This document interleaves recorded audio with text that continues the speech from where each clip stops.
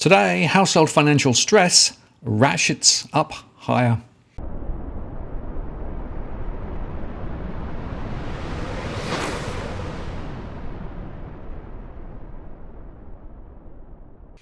Hi again, it's Martin North from Digital Finance Analytics. Welcome to this post covering finance and property news with a distinctively Australian flavour. Well, I've just rerun my models through to the end of January, and unfortunately there has been a further increase in both mortgage stress and rental stress and overall financial stress. Not surprising given the recent rises in interest rates and the higher cost of living, which we of course discussed the other day. Now on Tuesday, for our live stream, I'm going to go into this in a lot of detail, which will include all of the analysis down to a postcode level, as well as the main types. But today what I'm going to do is just give you some top level sense of what we've been seeing, because I think it's important that people get their head around what's going on. And to be honest, some of the reporting that I've seen in some of the media about the pressure on households is understating, I think, the true situation. So this is a really important conversation to have. So of course I'm pulling the information from our core market models, and I'm looking very much at the question of how households are faring. Now, just to be clear on my definition of stress, once again, we do actually have a very specific way of defining stress, because there are all sorts of different definitions out there, from 30% of income, or looking at taxable income, or looking at bank underwriting metrics. But we look at it in cash flow terms, money in and money out. And we say that if households have more outgoings, excluding one-off discretionary items than income, then they are stressed.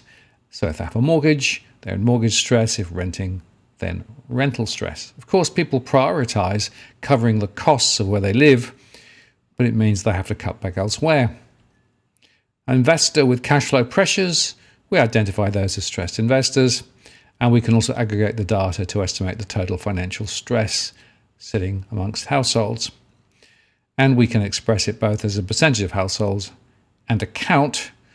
The latter is probably best down at the postcode level, but the overall percentage, which is what we're going to talk about today, does give a very interesting point of view from a comparative growth perspective over time. And that's where we're going to start. We're going to look at the aggregate levels of stress right the way back from when we started recording this, way back in the year 2000. So we'll start with looking at rental stress. So currently 61.79% of households are in rental stress. That's pretty much an all-time record. That's close to 2 million households. And you can see that over the years, rental stress has risen from about 7% back in the year 2000 to hit this remarkably high number now.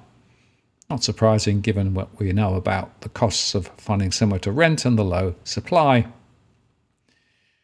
Mortgage stress rose this time. It's 46.1% of households. Now that's higher than back in February 2020 when it was 32.9% of households. Or if you go back to the year 2000, again, we were close to 7% of households.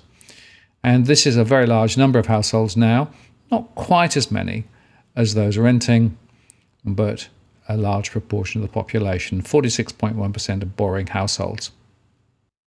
And finally, it's also worth noting that the household debt to income ratio still continues to climb based on the latest data from the RBA. So we know that more households are getting into significant difficulty with regards to meeting their commitments, and income growth is just insufficient to cover this incremental cost. And of course, on Tuesday, the RBA is going to lift rates again, almost certainly, probably by 25 basis points. And the impact of this accumulation of interest rate rises is beginning to hit home. And as we discussed the other day, quite a few households on fixed rates are going to be impacted in the next few months. So this is a very important issue. And of course, many households are still not really understanding the full implications of these rate rises and cost of living rises. Many still put their head in the sand. But my own perspective is this: that there is definitely an important conversation to be had about how to prepare and manage the situation where financial pressures are growing.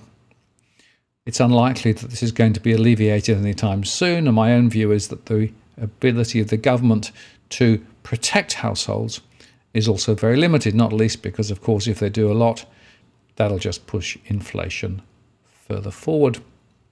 And by the way, we also updated our scenarios.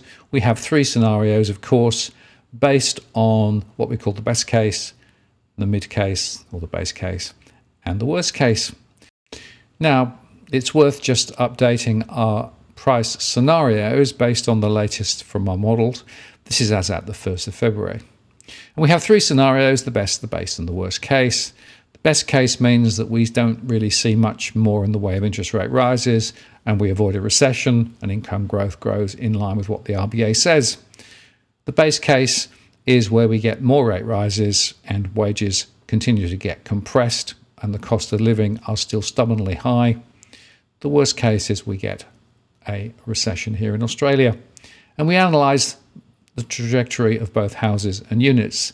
In the best case scenario, we think that there could be a further small fall for house prices over the next couple of years before a recovery in the 3rd year. But still, prices will be a little down in the best case scenario from where they are currently. The base case, though, is that we see quite considerable falls up to 25%. And the worst case, if we get a recession locally, is we could definitely see prices fall further, maybe even as much as 45% for houses over the next 3 years. Now, units are tracking houses quite closely in our best case scenario, with small falls and then a small recovery in year 3. However, the base case is a more significant fall, not quite as much as houses. And the worst case is a fall of about 40% over 3 years. Now, that I think is an unlikely scenario. The worst case is, if everything went really wrong. But nevertheless, it's clear to me that there is a significant chance that we're going to see prices drift lower or fall considerably. This isn't average across the country. It will vary by location, types of property, and all of those things. And the final point I want to make is that households tend quite often not to be prepared to deal with this significant pressure that's rising and will continue to rise. Many people don't have a cash flow. That's a problem. So observation 1 is make sure you understand where the money's coming in, where it's going out, so you can prioritize appropriately. And I will just mention, of course, that there is help available for people who have difficulty. The National Debt Helpline on 1-800-007-007 is actually a brilliant source of help. They are, of course, very busy. There are lots of calls at the moment. But nevertheless, this is a way of getting in contact with a financial counsellor. And, of course, this is a much better solution than just Googling on the internet and then finding that you engage with somebody who starts charging you or you have to pay fees to get help. So it is important that if you are actually in difficulty, maybe talk to your bank, but also consider getting help from the Debt Counselling Service. So if you'd like to get more information on what's going on and go down to a postcode level and see how those scenarios play out, then join us on Tuesday at 8 p.m. Sydney time for our live stream. You can ask a question live and you can put a postcode request in, and hopefully we'll be able to answer it in real time, as well as sharing some of our mapping and the more specific information relating to specific postcodes. I'm Martin North from Digital Finance Analytics. Many thanks for watching, and I'll see you again next time.